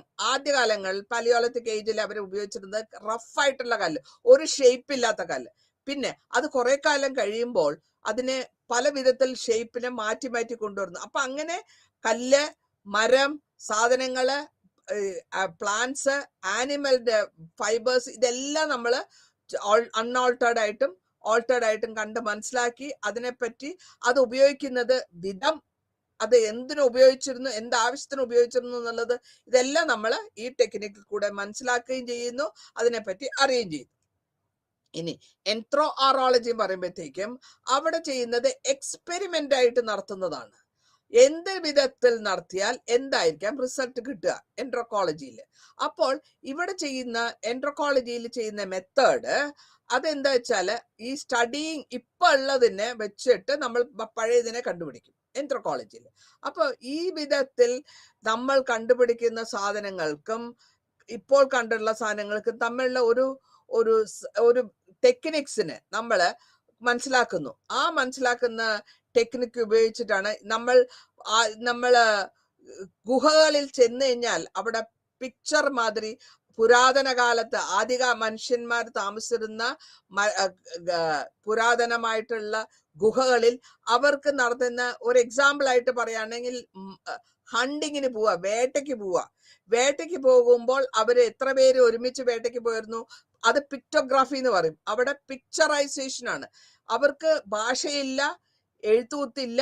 നമ്മൾ പക്ഷെ അവര് ജീവിച്ചിരുന്ന കാലഘട്ടങ്ങളിൽ അവരുടെ ആഹാരത്തിന് വേണ്ടി, സബ്സിസ്റ്റൻസിന് വേണ്ടി, അല്ലെങ്കിൽ ആഹാരം കഴിക്കുന്നതിന് വേണ്ടി പഴങ്ങളും ഫ്രൂട്ടും ഒക്കെ മേടിച്ച് ഗാദർ ചെയ്ത് കഴിച്ചിരുന്നെങ്കിൽ കൂടെയും അവർ താമസിക്കുന്ന സമയത്ത് പിന്നെ അവർക്ക് മനസ്സിലായി ഈ ചെറിയ മൃഗങ്ങളെ ഹണ്ട് ചെയ്യുക. അപ്പൊ ചെറിയ മൃഗങ്ങളെ ഒറ്റയ്ക്ക് ഹണ്ട് ചെയ്യാൻ പറ്റും. പക്ഷെ വലിയ മൃഗം കാട്ടുപോത്തിനെയൊക്കെ വേട്ടയാടണമെങ്കിൽ കൂട്ടാളായിട്ട് വേണം. അപ്പൊ അങ്ങനെയാണ് കൂട്ടായിട്ട് താമസിക്കാനും കൂട്ടായിട്ട് അതിനെ അറ്റാക്ക് ചെയ്യാനും. ആ പിക്ചേഴ്സ് ആണ് നമ്മളുടെ ഗുഹകളിലൊക്കെ കണ്ടിട്ടുള്ള പിക്ടോറിക്കൽ സ്ക്രിപ്റ്റ്. അവര് സമയങ്ങൾ കിട്ടുമ്പോൾ അതിനെ പടം വരച്ച് അതിനെ പല ആ സമയത്ത് ഉണ്ടായിരുന്ന കാര്യങ്ങൾ, ചെടിയുടെ നീരാവാം അല്ലെങ്കിൽ വേറെ എന്തെങ്കിലും ആയിരിക്കാം, അത് വെച്ചിട്ടുള്ള കളറായിട്ടുള്ള പിക്ചേഴ്സ് ഇപ്പോഴും ഗുഹാമുഖങ്ങളിൽ കാണുന്നുണ്ട്. അതിൽ നിന്നൊക്കെയാണ് നമ്മൾ ഇപ്പോഴും ആ കാലത്ത് ഇവിടെ താമസിച്ചിരുന്നു, അവരിങ്ങനെയാണ് ഈ കാര്യങ്ങളൊക്കെ വേട്ടയ്ക്ക് പോയി അതേമാതിരി പഴങ്ങളും പരങ്ങളും കാട്ടുന്ന നമ്മുടെ ആദിവാസികൾ ജീവിക്കുന്ന അതേ കാര്യം, അതേമാതിരിയാണ് അവർ ജീവിച്ചിരുന്നു എന്നുള്ളത് നമ്മൾ മനസ്സിലാക്കുന്നത്. ഇനി എക്സ്പെരിമെന്റൽ ആയിട്ട് നോക്കുമ്പോൾ എന്താണ് എക്സ്പെരിമെന്റ് ആയിട്ട് നോക്കി വെച്ചാൽ, ഈ പ്രോസസ്സിൽ ഈ പെരുമാറ്റം ബിഹേവിയർ പ്രോസസ്സിൽ കൂടെ അവര് ഓരോന്നും കൺട്രോൾഡ് കണ്ടീഷൻസിൽ അല്ലെങ്കിൽ ഒരു വിധത്തിൽ ഉള്ള സമയത്ത് കൊണ്ടുവരുന്നു. എന്തുകൊണ്ടാണ് ഇങ്ങനെ ചെയ്യാൻ പറ്റിയെന്ന് വെച്ചാല് കാലഘട്ടങ്ങൾ അനുസരിച്ച് ആ കല്ലിന്റെ സ്റ്റോണിന്റെ, ഞാൻ ആദ്യം പറഞ്ഞു റഫ് ആയിട്ടുള്ള സ്റ്റോൺ ആയിരിക്കും, പിന്നെ ഒരു ട്രയാങ്കിൾ ഷേപ്പിൽ ഉള്ള സ്റ്റോൺ ആയിരിക്കും. ഇവിടെ നമ്മൾക്ക് അല്ലെങ്കിൽ ഇതൊക്കെ നമ്മൾക്ക് പടം വരച്ച് കാണിക്കാൻ പറ്റാത്ത ഒരു സിറ്റുവേഷൻ ആയതുകൊണ്ടാണ് ഞാൻ അതിനെ കുറച്ചെങ്കിലും മനസ്സിലാക്കാൻ വേണ്ടിയിട്ട് പറഞ്ഞു തരുന്നത്. അത് ഫ്ലേക്സ് എന്ന് പറയുമ്പോൾ ഇങ്ങനെ ചീവി എടുക്കാം, ചീവി എടുക്കണതിന് ഫ്ലേക്സ് എന്ന് പറയും. അപ്പൊ ഫ്ലേക്സ് എന്ന് വെച്ചാൽ അവല് മാതിരി ഇല്ല, ഫ്ലേക്ക് നമ്മുടെ അവല്. അപ്പൊ ഈ ചീവിയിട്ടുള്ള ഫ്ലേക്സിന് ഓരോ കാര്യം കൊണ്ട് ചീവി ഇങ്ങനെയുള്ള ഒരു സ്റ്റോണിനെ ഈ വിധത്തിൽ നീളത്തിൽ കൂർത്ത മുനയാക്കി മാറ്റുക. അപ്പോൾ എറിയാൻ പറ്റും, അല്ലെങ്കിൽ വലിച്ചു കുത്തി ഇളക്കാൻ പറ്റും, അല്ലെങ്കിൽ ആ കൂർമയുള്ള ആ കല്ലുകൊണ്ട് ഒരു ആയുധമാക്കി ഉപയോഗിക്കുക. അപ്പൊ അങ്ങനെയൊക്കെ നമ്മൾ ഫ്ലേക്സ് ആക്കി മനസ്സിലാക്കുന്നു. ഇവരുടെ ഈ എങ്ങനെ ആവശ്യമുണ്ടോ, ആൾക്കാർക്ക് എന്താണോ ആ സമയത്ത് ആ കാലഘട്ടങ്ങളിൽ ആവശ്യമുണ്ടായിരുന്ന ആ ശിലായുഗത്തിൽ മനുഷ്യർ എല്ലാം ഉപയോഗിച്ചിരുന്ന ആയുധങ്ങൾ ഈ ശില കൊണ്ടല്ല അല്ലെങ്കിൽ കല്ലുകൊണ്ടുള്ളത് അല്ലെങ്കിൽ സ്റ്റോൺ കൊണ്ടുള്ളതായിരുന്നു. അപ്പൊ അതിൽ നിന്നൊക്കെയാണ് നമ്മൾ വളരെ കൂടുതലായിട്ടുള്ള ഇൻഫർമേഷൻ നമുക്ക് കിട്ടിയിട്ടുള്ളത്. പിന്നെ നമ്മൾ കണ്ടുപിടിച്ചിട്ടുണ്ട് അവരുടെ എന്തൊക്കെ വിധത്തിലുള്ള ഡ്രസ്സുകളായിരുന്നു, അല്ലെങ്കിൽ അവർ ഏതൊക്കെ വിധത്തിലാണ് നമ്മൾ അവരുടെ ആ ജീവിത രീതി എന്നുള്ളതൊക്കെ നമ്മൾ മനസ്സിലാക്കുന്നതും ഇതേ പ്രോസസ്സിൽ കൂടിയാണ്.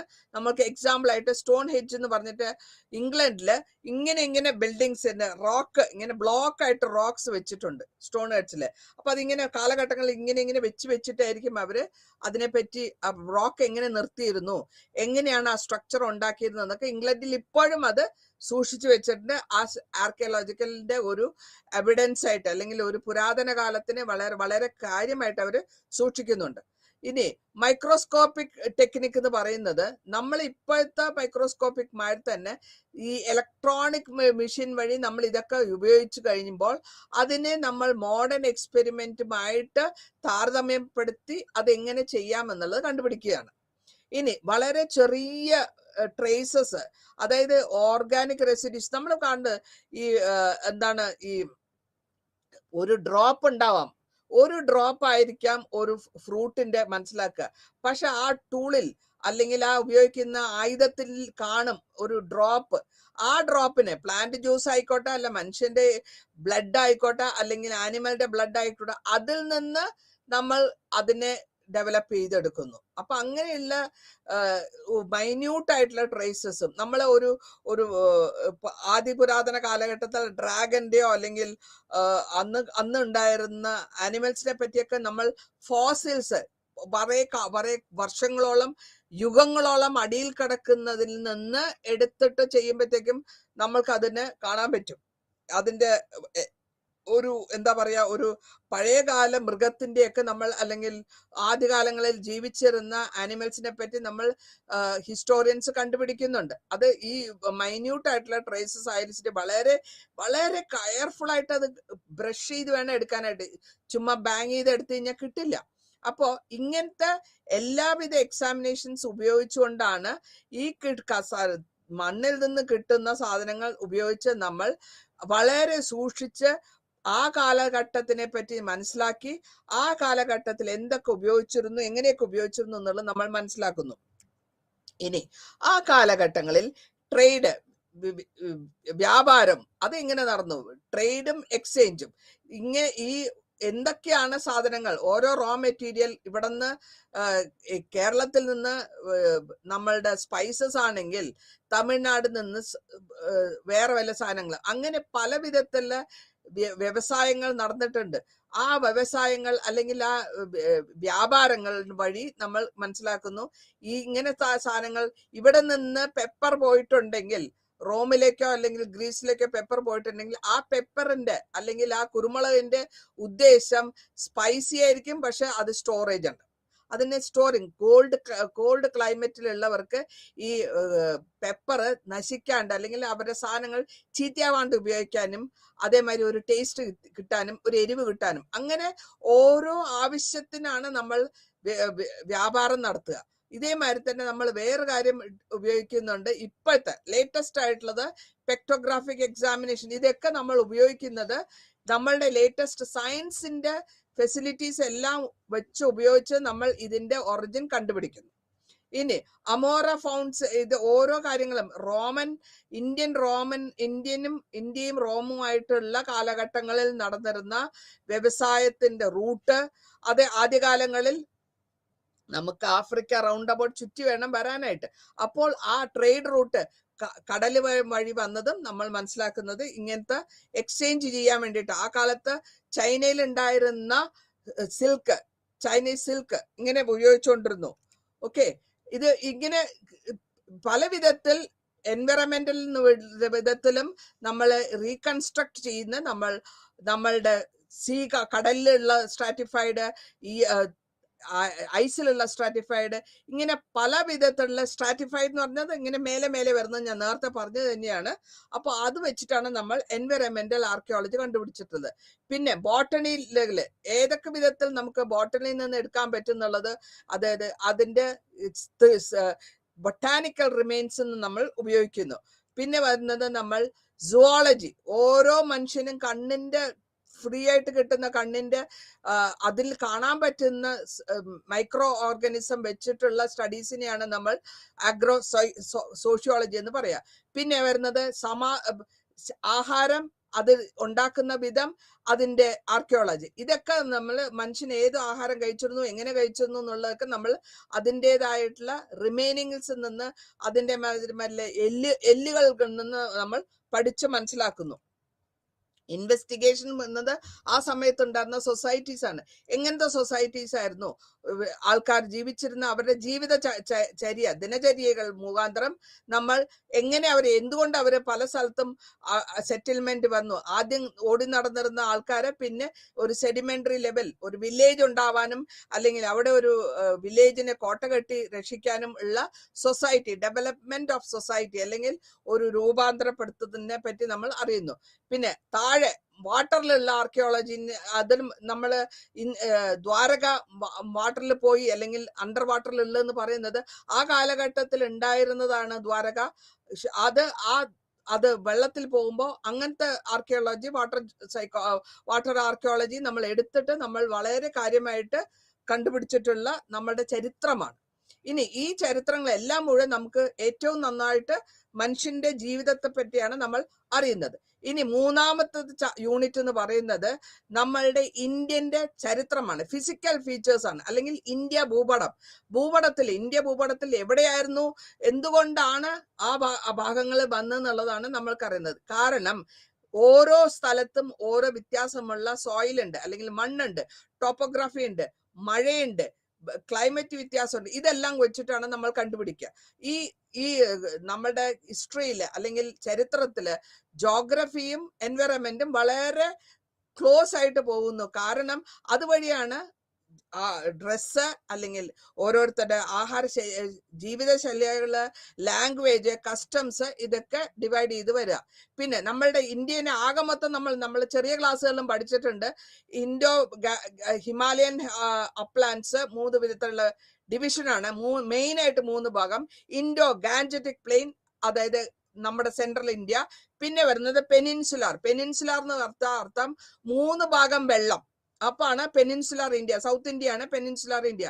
ഈ ഹിമാലയൻ അപ്ലാൻസിനെ തന്നെ നമ്മൾ അവളുടെ സംഭവിച്ചിട്ടുള്ള കാര്യങ്ങളൊക്കെ മുഴുവനും ഗംഗ റിവർ അല്ലെങ്കിൽ Indus river, Brahmaputra river flow എന്താ throughout the year. Perennial എന്ന് വെച്ചാൽ through out the year.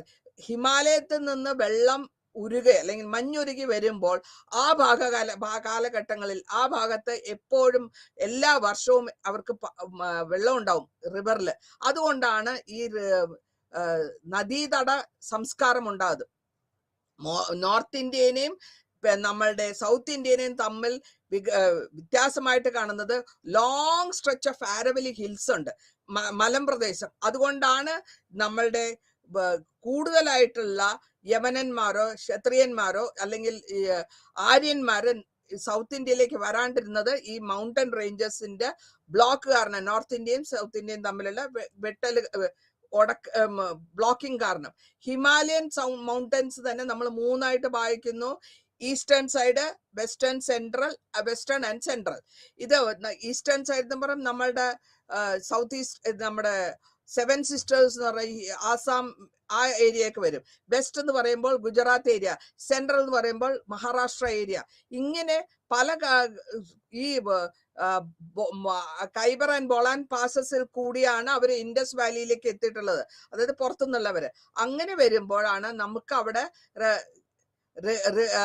Civilisation, അതായത് ചരിത്രം, ഇൻഡസ് വാലി സിവിലൈസേഷൻ ഉണ്ടാവുന്നത് തന്നെ അവിടെ ചരിത്രം വരാനുള്ള കാരണം ഈ ഖൈബർ ഈ റൂട്ട്, അതായത് അത് ആ ഖൈബർ ആൻഡ് ബൊളാൻ പാസസ് എന്ന് പറയുന്നത് റൂട്ടാണ്, ലാൻഡ് റൂട്ടാണ്.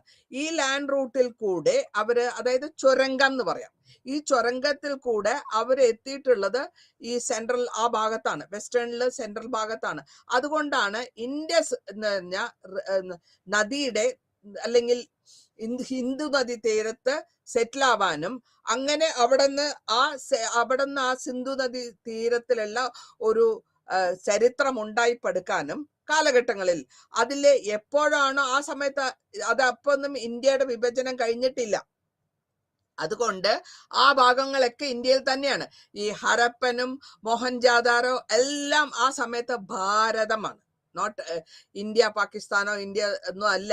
വെറുതെ ഭാരതത്തിന്റെ ബൗണ്ടറി വലുതായിരുന്നു. ആ ബൗണ്ടറി ചുരങ്കത്തിൽ കൂടി, ഖൈബറിൻ ചുരങ്കത്തിൽ കൂടിയും ബൊളാൻ ചുരങ്കത്തിൽ കൂടിയും ഇൻഡസ് വാലിയുടെ സിന്ധു നദിയുടെ തീരത്തെത്തുകയും അവിടെ താമസിക്കുകയും അങ്ങനെ അവിടെ ഒരേ തരത്തിലുള്ള സിവിലൈസേഷൻ, ഹരപ്പൻ സിവിലൈസേഷൻ, ഹരപ്പയിലും മോഹൻജാദാരിലും ഈ ഭാഗങ്ങൾ ഇപ്പോൾ ഇന്ത്യയിൽ നിന്ന് വിട്ടുപോയിട്ടുണ്ടെങ്കിൽ കൂടെയും ആ സമയത്ത് സിവിലൈസേഷൻ ആയിട്ട് ഉണ്ടായത് അതിന്റെ കാരണം ഇതാണ്. അതിന്റെ കാരണം ഇനി ഇൻഡോ ഗാൻജറ്റിക് പ്ലെയിൻസ് എന്ന് പറയുന്നത് ഗംഗാ സമതലം, പ്ലെയിൻ എന്ന് പറയുമ്പോൾ സമതലം. ഈ സമതലം എന്ന് പറയുന്നത് ബംഗാൾ തൊട്ട് ഇങ്ങനെ വരികയാണ് ഗാൻജറ്റിക്സ്. ഈ സമതലത്തിൽ കൂടെ അവര് അപ്പർ, മേൽ, മിഡിൽ, ലോവർ ഇങ്ങനെ 3 തരത്തിലാണ് ഡിവൈഡ് ചെയ്തത്. ഈ 3 തലത്തിൽ വരുമ്പോഴത്തേക്കും അവിടെ ഒരു കലാപരമായിട്ടുള്ള ഒരു സിന്തസൈസ് അല്ലെങ്കിൽ ഒരു കോൺഫ്ലിക്റ്റ് ഉണ്ടാകുന്നുണ്ട്. പല വിധത്തിലുള്ള ആൾക്കാർ കണ്ടുപിടിയും നമ്മള് യമനന്മാരുടെയോ അല്ലെങ്കിൽ ആര്യൻ കൾച്ചർ, ആര്യൻസിന്റെ അറ്റാക്ക് ഒക്കെ വരുമ്പോഴും ഇതൊക്കെ നടക്കുന്ന സംഭവങ്ങളൊക്കെ ഈ ഗാൻജറ്റിക് പ്ലെയിൻസിൽ, ഇൻഡോ ഗാൻജറ്റിക് പ്ലെയിൻസിലാണ് നടക്കുന്നത്. ഗംഗ, യമുന, പ്രയാഗില് വെച്ചിട്ടാണ്, അവിടെ യോബാണ്, അവിടെ വന്നിട്ട് അവർ മീറ്റ് ചെയ്യുന്നു. അത് കഴിഞ്ഞിട്ട് അവരുടെ ചരിത്രപരമായിട്ട് ഈ സ്ഥലങ്ങളൊക്കെ വളരെ, അതുകൊണ്ടാണ് നോർത്ത് ഇന്ത്യയിൽ ഇത്രയും കൾച്ചറൽ ഡിഫറൻസ് സൗത്ത് ഇന്ത്യയും തമ്മിലുള്ള കൾച്ചറൽ ഡിഫറൻസ് കാണാനുള്ള കാര്യം ഈ വിധത്തിൽ അവർക്ക് ഇന്ററാക്ഷന് അല്ലെങ്കിൽ പരസ്പരം കാണാനും മനസ്സിലാക്കാനുള്ള സാധ്യത കൂടുതലായിരുന്നു കൊണ്ടാണ്. അപ്പോൾ പിന്നെ ബംഗാളിലും അല്ലെങ്കിൽ ആ ബ്രഹ്മപുത്ര നദി അല്ലെങ്കിൽ ഈ നദി ബ്രഹ്മപുത്ര നദി ഒഴുകി വന്നിട്ട് ബംഗാളിൽ കൂടെ വന്ന് ഇറങ്ങുമ്പോൾ അവിടെ ഡെൽറ്റ ഫോർമേഷൻ വരുന്നുണ്ട്. ഡെൽറ്റ ഫോർമേഷൻ ഈ വെള്ളം ഒഴുകി വരുമ്പോൾ അതിൽ കൂടുന്ന അലൂവിയം ഡെപ്പോസിറ്റ്സ് ഡെൽറ്റ എന്ന് പറയും. അതിങ്ങനെ വന്ന് അവസാനം നദി കടലിൽ ചേർന്ന ഭാഗത്ത് അലൂവിയം സോയിൽ ഡെപ്പോസിറ്റ് വരും. ആ ഡെപ്പോസിറ്റിയാണ് നമ്മൾ ഡെൽറ്റ എന്ന് പറയാ. ആ ഡെൽറ്റയ്ക്കാണെങ്കിൽ വളരെ പോഷകമായ ഒരു ഫെർട്ടിലിറ്റി ഉണ്ടാവും. ആ മണ്ണിന് വളരെ നറിഷ്മെന്റ് ഉണ്ടാവും. അവിടുത്തെ അങ്ങനെയുള്ള ആ ഡെൽറ്റകളിൽ വരുമ്പോഴത്തേക്കും അവരുടെ അഗ്രികൾച്ചറും വളരെ കാര്യമായിട്ട് നടക്കും. പിന്നെ വരുന്നത് eastern and western and central India ആണ് വളരെ ചുരുക്കമായിട്ട്.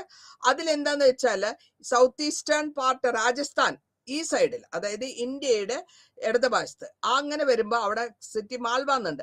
പിന്നെ സെൻട്രൽ ഇന്ത്യ എന്ന് പറയുമ്പോൾ ഇന്ന കാലത്തെ മധ്യപ്രദേശ്. പിന്നെ ഗുജറാത്തിൽ തന്നെ 3 ഡിവിഷനായിട്ട് ഗുജറാത്തിനെ നമ്മൾ ഇന്ത്യയിൽ വിഭജിക്കുന്നുണ്ട്. Saurashtra, north and south Gujarat. ഇതിൽ കൂടെ ഈ റൂട്ട്, ലാൻഡ് റൂട്ട് അതുവഴിയായിരുന്നു. ചൈനീസിന്റെ സിൽക്ക് റൂട്ട് എന്ന് പറയുന്നത് ഇതൊക്കെ ഈ റൂട്ട് കൂടിയാണ് അവർ പോയിക്കൊണ്ടിരുന്നത് ആദ്യ കാലഘട്ടങ്ങളിൽ ബിസിനസിന് വേണ്ടി. ഗുജറാത്തിലെ സെൻട്രൽ പെനിൻസുലയില് ഗുജറാത്തിലെ കത്തിയവാർന്നുണ്ട്. പിന്നെ സൗരാഷ്ട്രയിലെയും നമ്മൾ കാണപ്പെടുന്നത് ഹരപ്പൻ സിവിലൈസേഷന്റെ പല കാര്യങ്ങളും ഈ സൗരാഷ്ട്രയിലും കാണുന്നു. കാരണം ഹരപ്പ, മൊഹൻജാദാറോ ഒക്കെ ആ സ്ട്രെച്ചിലുള്ളതാണ്. അവിടെ നിന്ന് അതേമാതിരി ആൾക്കാർ അങ്ങോട്ടും ഇങ്ങോട്ടും മാറിയിട്ടുണ്ട്. അതേമാതിരി ട്രാൻസിഷൻ ടൈമിൽ മാറിയിട്ടുണ്ടാവും. അപ്പോൾ ഈ പെനിൻസുലാർ ഇന്ത്യയിൽ, അതായത് സൗത്ത് ഇന്ത്യ എന്ന് പറയുന്ന പെനിൻസുലാർ ഇന്ത്യ എന്ന് പറയുമ്പോൾ ഡെക്കാൻ പ്ലാറ്റ്യൂ എന്ന് പറയുന്നത് നമ്മളുടെ ഇന്ത്യയിൽ ഉണ്ടായിരുന്ന അഗ്നി ഡെക്കാൻ പ്ലാറ്റ്യൂ ഉണ്ടാവുന്നത് തന്നെ അവിടുത്തെ സോയിൽ കറുപ്പാണ് മഹാരാഷ്ട്രയിൽ. എന്തുകൊണ്ടെന്ന് വെച്ചാൽ ഈ വോൾക്കാനോയിൽ നിന്ന് വരുന്ന ഇഗ്നേഷ്യസ് റോക്ക് സോളിഡ് ആകുമ്പോഴത്തേക്കും അത് കറുപ്പ് കളറിലാണ്, കറുപ്പാവുന്നു. ആ കറുപ്പായ മണ്ണ് അല്ലെങ്കിൽ കല്ല് മാതിരിയുള്ള ഡെക്കാൻ പ്ലാറ്റ്യൂ ആണ്. അതുകൊണ്ടാണ് അത് മഹാരാഷ്ട്രയിൽ ബ്ലാക്ക് സോയിൽ ഉള്ളതും അവരുടെ അത് ഇറ്റ്സ് വെരി വളരെ നമ്മുടെ കോട്ടൺ തുണിക്ക് വളരെ നല്ലതാണ് വളരാനും വളർന്നു വലുതാകാനും. അപ്പൊ അങ്ങനെയാണ് ഡെക്കാൻ പ്ലാറ്റ്യൂ. പിന്നെ വരുന്നത് നമ്മളുടെ നീലഗിരി മൗണ്ടൻസും നമ്മളുടെ ഇന്ത്യയുടെ സൗത്ത് ഇന്ത്യയുടെ ഫേമസ് ആയ കാർഡമം ഹിൽസുമാണ്. ഇത് നമ്മളെ നോർത്ത് ഇന്ത്യയിൽ നിന്ന് സെപ്പറേറ്റ് ആക്കുന്നു. ഈ വെസ്റ്റേൺ ഗാട്ട്സും ഈസ്റ്റേൺ ഗാട്ട്സും, ഈ പെനിൻസുലറിന്റെ 2 ഭാഗം, ഒന്ന് ഈസ്റ്റേൺ ഗാട്ട്സ്, ഒന്ന് വെസ്റ്റേൺ ഗാട്ട്സ്. ഇതിന് വളരെ കാര്യമായിട്ട് വരുമ്പോഴത്തെ ഒരു സൈഡിൽ നമ്മളുടെ കോസ്റ്റൽ പ്ലെയിൻസിന്റെ ഈസ്റ്റേൺ സൈഡില്, അതായത് നമ്മൾക്ക് വരുന്നത് ബേ ഓഫ് ബംഗാളിന്റെ സൈഡാണ് ഈസ്റ്റേൺ സൈഡ്. അതിന്റെ അവിടെ തമിഴ്നാടും, വെസ്റ്റേൺ സൈഡിൽ നമ്മളുടെ ഇപ്പോഴത്തെ നമ്മളുടെ അല്ലെങ്കിൽ അറേബ്യൻ സീ ആയിട്ട് വരുന്ന ആ സൈഡിൽ നമുക്ക് മലബാർ അല്ലെങ്കിൽ കേരള എന്ന് പറയുന്നു. അപ്പോൾ ഈ റിവർ ബേസിൻസ് അല്ലെങ്കിൽ എല്ലാവിധ നദീ തടാക ആയിട്ടുള്ള കമ്മ്യൂണിറ്റീസില്, അതുകൊണ്ടാണ് എല്ലാവിധമായിട്ടുള്ള കൾച്ചറൽ ഗ്രോത്ത്, അത് ഇന്ത്യയിലുള്ള സിന്ധു നദിയായാലും ശരി, ഈജിപ്തിലുള്ള നൈൽ നദിയായാലും ശരി, ഇറാഖ് ഭാഗത്തുള്ള മെസൊപ്പൊട്ടേമിയയിലുള്ള യൂഫ്രട്ടീസ് ആൻഡ് ടൈഗ്രിസ് ആയാലും ശരി, 4 സംസ്കാരങ്ങൾ വന്നത് എല്ലാം എപ്പോഴും ഒരു കടലിൽ അല്ലെങ്കിൽ ഒരു നദിയുടെ സൈഡിലായിരിക്കും. അപ്പോൾ ഇങ്ങനത്തെ എക്സ്ചേഞ്ചുകൾ നമ്മൾ പല വിധത്തിൽ കണ്ടിട്ടുണ്ട്. അത് സോഷ്യലായാലും വിരോധമില്ല, കൾച്ചറലായാലും വിരോധമില്ല. ഇത് പല വിധത്തിലും പല ഇന്ററാക്ഷൻസും അല്ലെങ്കിൽ പരസ്പരം കാരണം ഡിഫ്യൂഷൻ ഉണ്ടാകുന്നു, അല്ലെങ്കിൽ പരസ്പരം അവരെ കണ്ട് മനസ്സിലാക്കി ജീവിക്കുന്നു. ആ കാലഘട്ടങ്ങളിലും ഈ കാലഘട്ടങ്ങളിലും നമ്മൾ ജീവിക്കുന്നു പരസ്പരം. അത് പിന്നെ അത് സോഷ്യോളജിയിൽ, സൊസൈറ്റിയിൽ മാത്രമല്ല, അല്ലെങ്കിൽ നമ്മളുടെ രാഷ്ട്രീയത്തിലും കൂടെ ഇതിൻ്റെതായിട്ടുള്ള മുദ്ര പതിപ്പിച്ചിട്ടുണ്ട്. അപ്പൊ ഇങ്ങനെ നമ്മൾ എല്ലാവിധമായിട്ടുള്ള കൾച്ചറൽ വിധമായിട്ടുള്ള അല്ലെങ്കിൽ കാലഘട്ടങ്ങൾ ആദ്യകാലങ്ങളിൽ കിട്ടിയിട്ടുള്ള ഫോസിൽസിൽ നിന്നോ ആർക്കിയോളജിക്കലായിട്ടോ എന്തായാലും വിരോധമില്ല. വളരെ പുരാതനമായ ഒരു ചരിത്രം ഭാരതത്തിനുണ്ട്. ഇതോടുകൂടി ഈ 3ാമത്തെ ചാപ്റ്റർ ഞാൻ തീർക്കുകയാണ്. നന്ദി, നമസ്കാരം.